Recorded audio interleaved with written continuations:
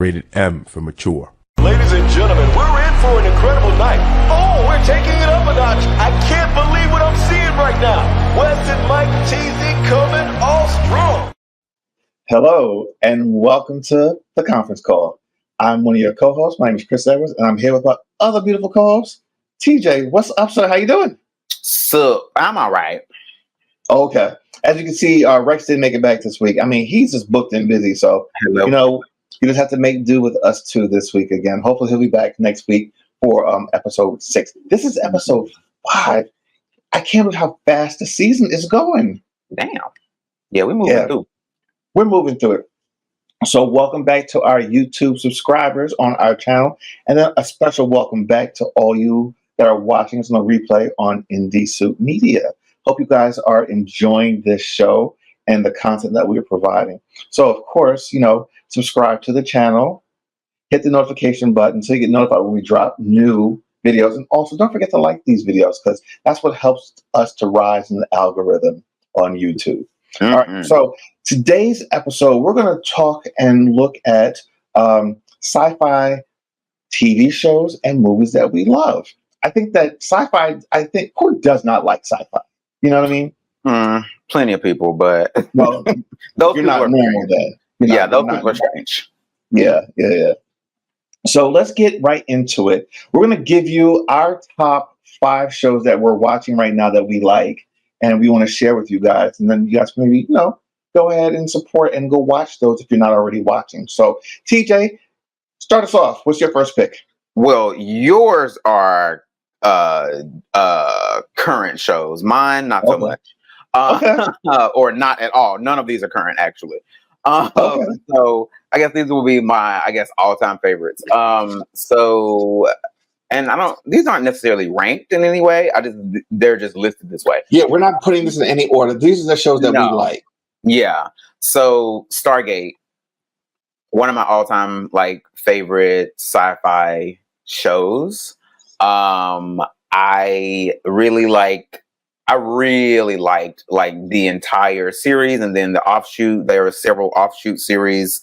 And it all stemmed from the Stargate movie, I think, that came out 90s, late 90s, early 2000s. I don't remember.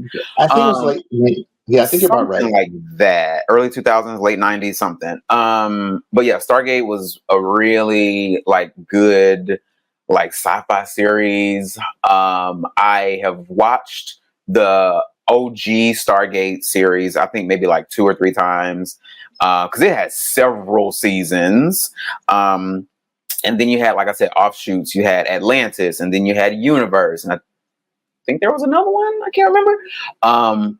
But yeah, Stargate was very good. If you don't know what Stargate is, it's basically this sci-fi series about this thing called a Stargate, which was basically a device that opened a wormhole. And so it enabled people to travel to different planets, different solar systems throughout the galaxy, and some were even outside of the galaxy into different galaxies or whatever. And so adventure and craziness ensued from that. It was basically, it originally kind of started out about the human race, but you found out that there was this other race that built the Stargate, and then you had a nemesis, which was the Goa'uld, which was a parasitic race that anyway, it was a lot going on. But Stargate was very, very, very good. Yeah, I love Stargate. It was such a good show. Stargate is a good one. I think everyone, if you're a fan of Star Trek and those type of movies, shows, you definitely are going to get into Stargate. I used to love that show. It used to come on Saturdays in New York, I believe, back in the day. I remember it well. So my first pick is going to be Severance. Severance is an Apple TV Plus TV series. So if you subscribe to Apple TV Plus, you can watch it on there. They're about to start season 2, I believe. If it hasn't even already started, I don't think it has, because I would have seen it come up in my feed. But it's an actual interesting take on the human mind and brain, and how we separate our work lives from our home lives in a way. Mm-hmm. So the premise behind Severance is it's these group of people that agree to be in this program for work, and basically their lives are separated. So basically, when they go to work, when they actually like go into work and clock in, their outside regular everyday lives is blocked out, and they don't know their work life from their regular home life. Mm-hmm. So when they're at work, it's like they have different personas and their life is completely different. And then when they leave work at the end of the day, they don't necessarily know what they did at work. So it's like a split. Mm-hmm. And it's actually really weird, but it really borders on kind of how we picture ourselves. You know, I think sometimes we act differently when we're at work versus when we're home. And then they've taken that concept to the absolute extreme. Mm-hmm. Now, one of the things that happens is you've got some workers that are there that have actually figured out that this is happening, and they're trying to rebel and get out of it. Okay. So I'm interested to see what they do for season 2 and how they continue this plot line and how it actually plays out. But I thought that it's such a great concept. It's actually very original because no one else has ever really thought to do something like this. Now, I believe its creator is Dan Erickson, and it's directed by Ben Stiller. Now, when you think of Ben Stiller, you don't think of this. Ben Stiller from like the Ben Stiller comedy. That's okay, from the those movies. Yeah, like, so I didn't really think about it.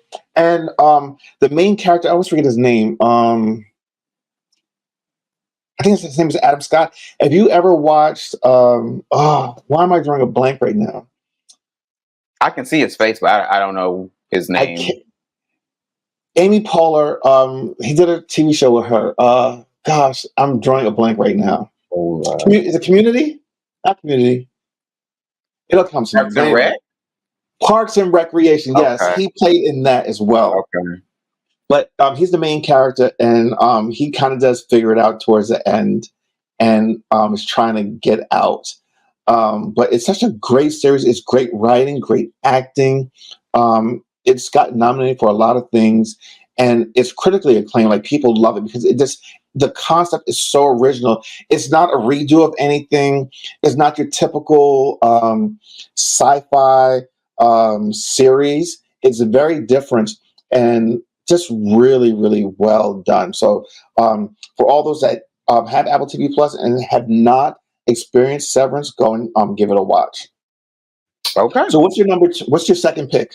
So my second pick I actually just added as you were talking. I was reminded about this show because I watched it recently and everybody was talking about it, and it was very good. Supercell. Have you seen it? Yes, I binge watched that. That was really good. I watched it in one day. And I watched it based on this reel, I think I saw on IG, of this lady talking about it, which I don't typically like. If I see somebody talking about it, I'm like, I might check it out.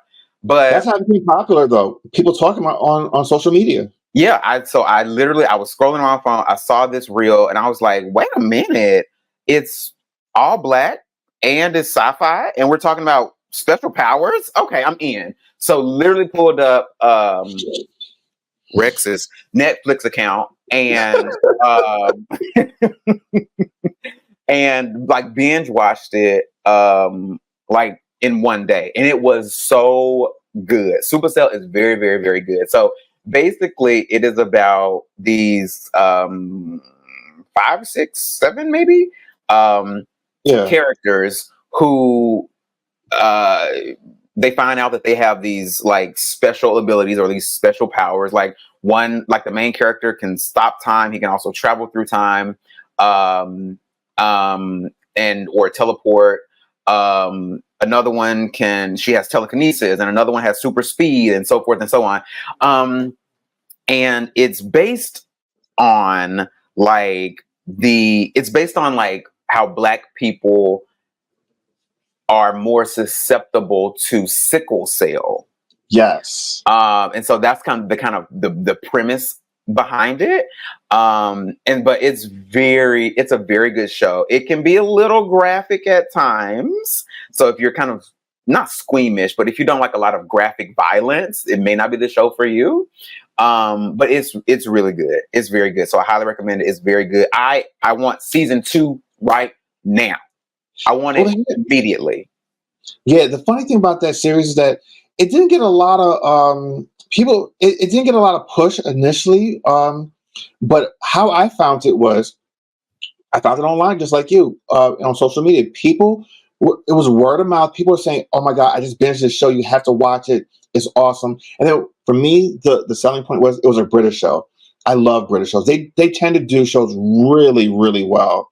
Mhm. They're really focused and on their storytelling, and the acting is always good. And I started watching. I watched it in 2 days, but it's just so well written. And the concept, like they took this idea of black people being susceptible to sickle cell and turning into superpowers, and like that's Mhm. crazy. But it was like Yeah. it's really, really good. Highly recommended. I understand why you picked it as your second pick. Loved it. So go watch it. It's on Netflix, correct? Mhm. Yeah. All right. So my second pick. Let's see. Where am I going to go first with this? No, let's do this one first. So this is another Apple TV Plus pick for those that have Apple TV Plus. It's called Dark Matter.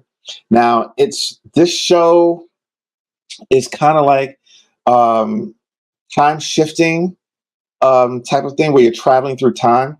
The main character is a scientist, and he's created this box, and you also take an injection before you go into this box, and then it opens up different doors to different. So I guess like almost kind of like parallel universes, but it's you in different spaces. So he eventually is trying to get back home to his time, but he was going into alternate universe where it's still him. All the characters are the same, but they might play different roles in his life to a certain degree. Okay. It's actually really interesting. And now he's basically fighting against himself to get back. He's seen himself in other times, and Mhm. they all know of each other, and they know that they're time traveling in a way. Okay. So it's an interesting story. It's very dark. Mm. It's the premise of it is dark. It's Mhm. shot very dark. Mhm. The themes are kind of dark. It's I believe it's 8 episodes, either 8 or 10 episodes for the first season. But another show that's well written, well acted, Okay. and these actors are playing themselves multiple times. I guess like different like parallel universes in different times. So it's actually really well done. I will say this about Apple TV Plus. They actually have some amazing programming. They have spent a lot of money finding good directors, good shows to put on their platform. Highly, highly recommended. These two that I picked are some of the sci-fi stuff. Mhm. There are a lot more. And then they have a lot of great comedies and other stuff on the platform. So if you're a big TV watcher and you're looking for a platform that has a lot of great content, and if you're already on it, Apple TV Plus is a good way to go.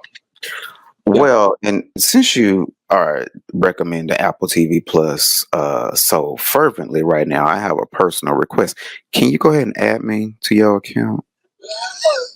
I can see if I'll see if I can do that. All right, I appreciate it because I would love to partake in these shows as well. Well, here's the thing too, Um, though. A lot of times you can get Apple TV Plus the first 3 months for free.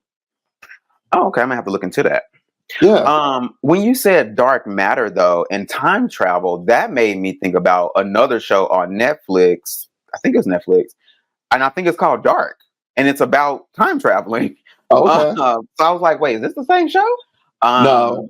No, but that show, I never even finished it because it had a couple of seasons, and it started to get so confusing and convoluted to me that I was like, I can't keep up because it's about time travel, and it's like, and this show is not on my list, but it sounds kind of similar to this one. It's like it's about time travel, and this person is related to this person, but then this person is I at one point I remember watching the show and I had to take out a notebook to make notes because I was like, okay, this person is actually this person, and because you just get confused about who is who and what is what. So let me, and this is not really a correction, but when we think of time travel, we always think about like going back in time, going forward in time. They're not doing that. They're actually going to the same time period, but in like different universes that are Okay, mirrored to theirs. okay, So okay. it might not be the correct word to say time travel because they're not going back in time and like trying to change the past or anything like that. It's literally like the same. This is more like Um, multiverse. kind of. Okay, It's okay, really, but it's a play on time though. It's definitely a play gotcha, on time. gotcha. Yeah, Yeah. So what's your next one? go and set that login information out for me. Oh, So my next one is the Orville, which is it's very similar to Star Trek, but it's a comedy. And it's no longer on. Like I think it got canceled. But it was strange. Like I think it was on for like 2 seasons, and then I think it got canceled, and then it came back for a new season, but they called it something. It was like the Orville New Beginnings or something like that. So it was kind of like a continuation, but slightly different. It's on Hulu. Yeah, it's on Hulu. But it was so good in that it was a comedy, but it also tackled some really interesting, serious topics. Excuse me. For example, a particular species in the show were this particular species was all male, and they this species was the species was all male, but when a female was born into the species, they automatically did gender reassignment like surgery. And so it tackled like trans issues in a way that you're like, wait, this is so interesting. So it tackled that. So it really tackled some topics that are relevant today in a futuristic way, and it was just very good. The Orville was very, very good. So it was created by Seth MacFarlane, and the main character is played by Seth MacFarlane, who famously is the creator of Family Guy. So it has kind of a Family Guy style of comedy to it. And it's also familiar in that way because you're listening to Seth MacFarlane talk, who is the voice of several characters on Family Guy. But it was very good. I really enjoyed the Orville, and I think it was like the first comedic sci-fi show that I had ever really seen before. And I was like, I really like this. So I hate that it got canceled, but it was really good. Okay. Yeah. So my third one, I'm going to delve now deep into Star Wars for all our Star Wars fans out there. This is on Disney Plus, and my pick is Ahsoka. So Ahsoka, I believe they are going to be releasing season 2 sometime either later this year. But for those that are in the Star Wars universe, Ahsoka was the Padawan of quote unquote Darth Vader back in the day. And they're basically telling her story. And it's such a great story. And the lead is played by Rosario Dawson. Now, when they had first announced, I was like, oh my gosh, this is going to be epic. And it really has been. She really resembles the character. And she embodies her. And I mean, the acting, the fight sequences, the Star Wars universe and everything that goes with it. The fact that you can create these sci-fi TV series that look like movies on a regular basis. Now it's an amazing feat of technology and acting and just everything, coming together. And I just love it. God bless George Lucas and what he's created, because just think about it. Star Wars was never even really gonna ever really be made because no one believed in it except for him. And then he did this thing, and look what he's created an entire universe out of it. Mhm. All these decades later, and they're still telling stories. And I'll even mention another one that's been added to the Star Wars universe. But Ahsoka is definitely a must watch. If you're a Star Wars fan, of course, you've probably seen it already. But those that, dabble a little bit in the Star Wars universe, this is definitely one to watch. This is one of the better ones. And like I said, it's on Disney Plus. So if you have that service, you can definitely watch it there. If not, try it out and check it out. You do not have to watch any of the original Star Wars movies or other shows to get into this. The one thing I do love about the universe is that they allow these spin-off shows to live independently of everything else that's come before it. But a lot of the previous spin-offs kind of give inklings and teasers into these new series. So it's definitely, so you can go back and watch some of the other ones and it'll give you a little highlights of maybe something that's going to come down in the future. So highly, highly, highly recommend Ahsoka. The acting, I said, the visuals, the special effects. It's like watching a movie every single week for 30, 45 minutes. So must watch. Yeah. I did watch Ahsoka. I'm sure probably per your recommendation. So I've never been a Star Wars like huge fanboy fan of it. Okay. So I don't really respond to a lot of any of the Star Wars universe like a lot of other people do. But I did watch it. I did enjoy it. Are you watching this new one, The Acolyte? I'm assuming you are. That's my pick. My next pick. Your next one. Oh, okay. Well, my next one is Avenue 5, which is another comedic sci-fi based in the future show, but it's also been canceled. It was on Max prior to Max, HBO Plus or HBO Max or whatever it was. It was the name. Hilarious. Avenue 5 was hilarious. I hate that it got canceled. So it was based on, again, it's sci-fi based on the future. It was about this ship that was traveling through space. It had Hugh Laurie, who's famous for House, which I loved. I loved House. And I can't remember who else acted in it, but it was such a hilarious show. So it was very good. I don't really remember what the premise was, but it was a hilarious show. I think a lot of times it poked fun of like pop culture today, very similar to the Orville.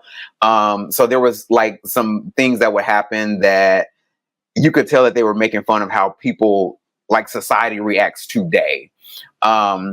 So yeah, Avenue 5, very good. I highly recommend it if it's still streaming on Max.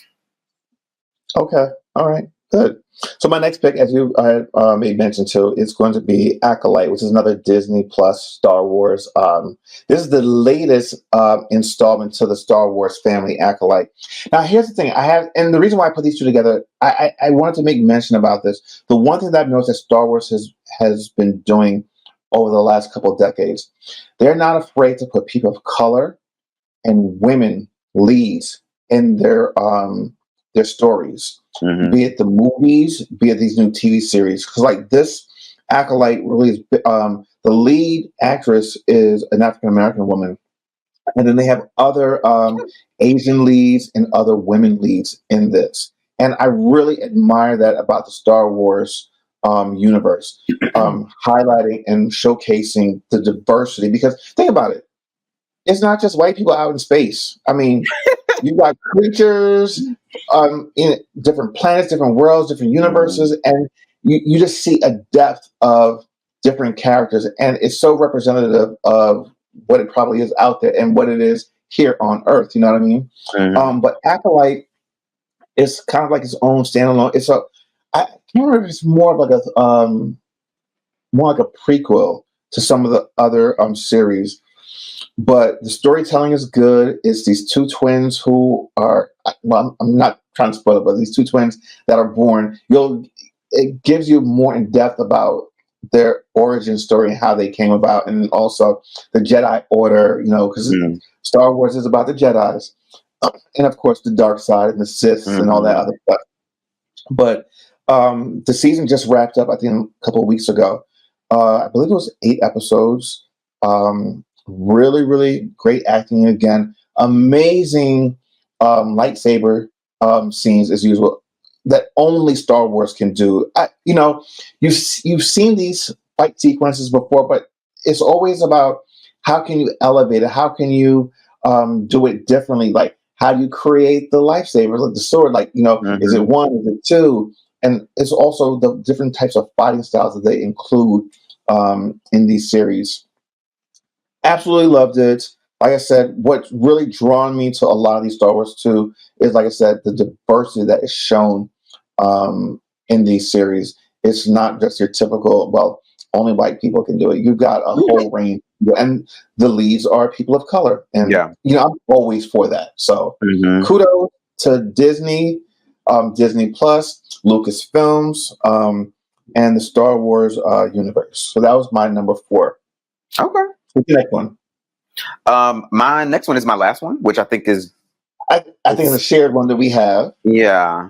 But did you have another one? No, I'm going to end it at our joint one. Okay. So yes, my last one is all of the Star Trek universe in general. You can give. Well, let me take that back. I enjoy Star Trek, but there have been some that I didn't even watch. But I guess specifically we can talk about the newer ones, which are Discovery and Strange New Worlds. I like those two very much. Discovery just wrapped. It ended its final season, which was very good. I feel like they kind of rushed it and kind of wrapped things up a little too. I think so too for me. But I liked it regardless. Say what? So I just want to interject real quick. I feel like they probably could have gotten at least another season out of it. I'm questioning why did they only make, was it 3 seasons or 4 seasons? I think 3. Okay. I don't know if another season was needed, but I think at least a couple of more episodes in the last season I would have enjoyed.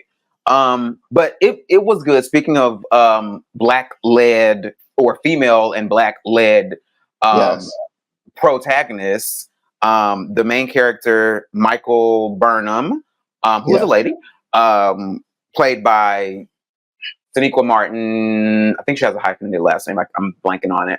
I can't remember. She Green?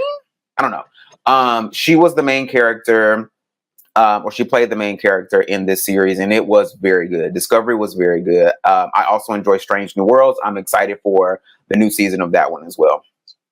They actually have another Star Trek coming out, I think either later this year or next year. I think I heard about that. I don't remember the name of it because I only saw a brief preview of it. But the Star Trek universe is also another staple.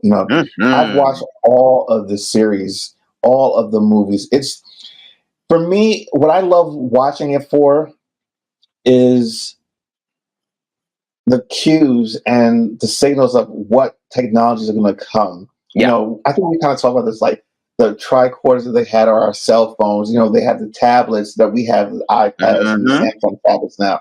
So, like, when you see things there, you can just know that, later on down the line, we're going to see that stuff in real life, and we're going to be using those technologies every single day. So I've loved it. And the reason why I had picked Star Trek Discovery is because here you have this black female lead as captain, and I believe she is the first black female captain in the series, period. They've had other female captains, but she's the first black female captain to lead a series, and she was just so exceptional. And even like the diversity in how she played that character, she was vulnerable. She was strong. She even showed her weak side. She was very complicated, and vulnerable. To that point, I do love the way that they showed her and other women characters on the show as strong. And I also love the way that they portrayed men sometimes as soft and yielding Yes. to a lot of the women, like her love interest. I'm forget Booker. A lot Yeah. of times he would yield to her, or he would be a little bit more emotional than we would typically see a Yes. male character on a show. And I loved that because you do not typically see that in shows. Yeah, and then also with Star Trek too, this is not the first time they showed same-sex relationships and marriages, but they don't shy away from it. They're forward-facing characters, they're main characters, and their Mhm. stories are told. And I just love that you see all that representation in sci-fi, and I just hope that it continues to be reflected so that we can continue to see it in real life. And they had at least one non-binary character. So I'm like, I Yeah. appreciate this. I appreciate this a lot because if we're thinking about, and I know we're kind of getting low on time. If you think about the future, and especially as far in the future as this was, yes, like more, I could have taken more of that. I could have taken more gender non-specific or non-binary characters. I could have taken more or less cisgender people or less straight people. I would like to see that more, considering how far in the future this was. But I think it was really well done. Yeah, well, this was really good. I think that these 5 that we picked were amazing picks. People definitely go and check them out. We will make sure to have all of these listed in the description and where you can actually see them. Just for reference, I believe Star Trek is on Paramount Plus, correct? Yes. Yeah, so you can see that on there. But with that being said, I was gonna say, let me know if the music's playing because I don't the hear music it. is playing. You can't hear it, but it's playing. So listen, don't forget to subscribe to the channel. Hit the notification button so that you can get notified when we drop new episodes every week. And don't forget to like this video. So until next time, my friends, this is. Bye. We'll see you next time. Bye. Thanks for watching this show on Indie Soup Media. Now, if you're watching here on YouTube, make sure to subscribe, like this video, and hit the notification button so that you can get notified when we drop new videos every week. See you guys next time.